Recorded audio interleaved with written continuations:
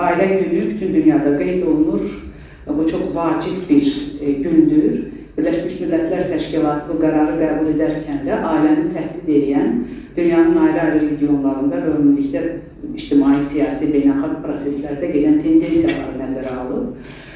Çünki həm ailə quran cütlüklərinin sayının azalması, onu rəsmiləşdirənlərin sayının azalması, xüsusilə ailəni ailə edən uşaqların da iştirakı və onların da müəyyən sayda olması, hansı ki o sayda olmalıdır ki, o ailənin demografik prosesin zəifləməsinə, geriləməsinə yox, irəliləməsinə getsin, doğru getsin. Yəni, uşaqların olmasına olan münasibəti bir daha ortaya qoyur və bütün dünyada ailə mühitini, ailə dəyərlərini və ailə inkişafını təhdid edən təhlükələrə qarşı beynəlxalq səyləri birləşdirmək məqsədi daşıyır. Azərbaycan da BMT-nin, Dünya Birliyinin çox məsuliyyətli bir üzvü kimi bütün qərarlara olduğu kimi bu qərarlara da ciddi yanaşıb artıq Azərbaycanda neçə illərdir ki, ailə günü geniş şəkildə qeyd olunmaqdadır.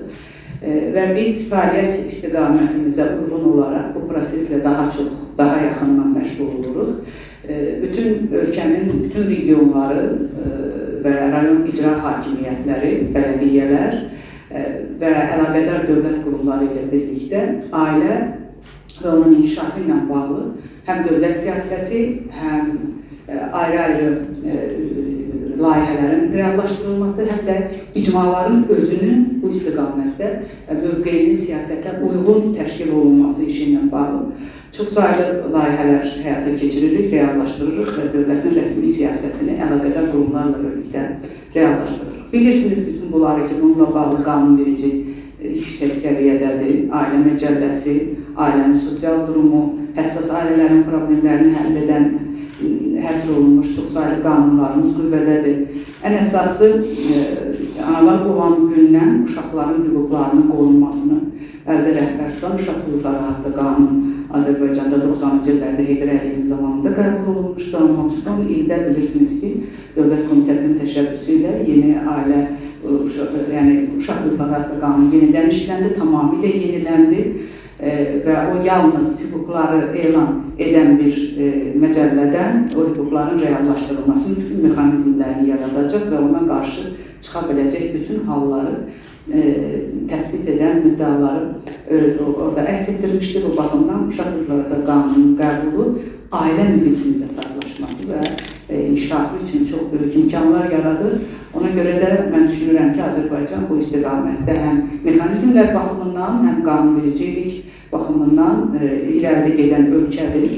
Bir halda ki, burada da vasitlərin də vurguladığı onun ki, Azərbaycan ailə dəyərlərinə, ailənin özünə, onun inkişafına çox diqqət yetirən bir ölkədir və xalqımızın ən güclü dəyərlərindən biri də ailə dəyərləridir. Və təsadüfi deyil ki, biz də Dövlət Komitəsi olaraq bu istiqamətdəki dövlət siyasətinin icrası prosesində əsas şüarımız olan ailəmiz, ən güclü dəyərimiz ifadəsini işlədirik.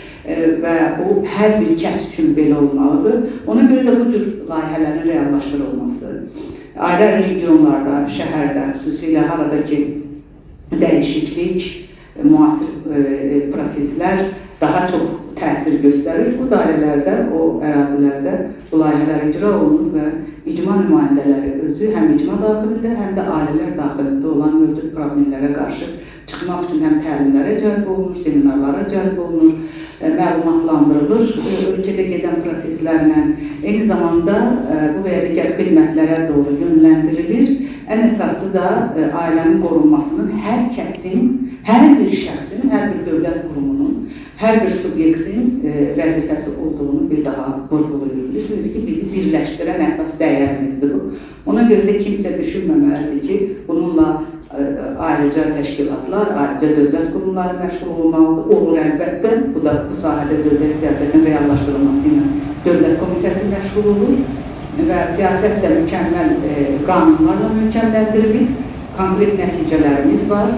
Əgər statistikaya getsək, Azərbaycanda həm ailələrin sayı, həm uşaqların sayı son dövrlər azalma hiss olunsa da, amma biz bir sıra ölkələrdən bu məsələdə hələ o kritik xətti keçmək baxımından yaxşı vəziyyətdəyik.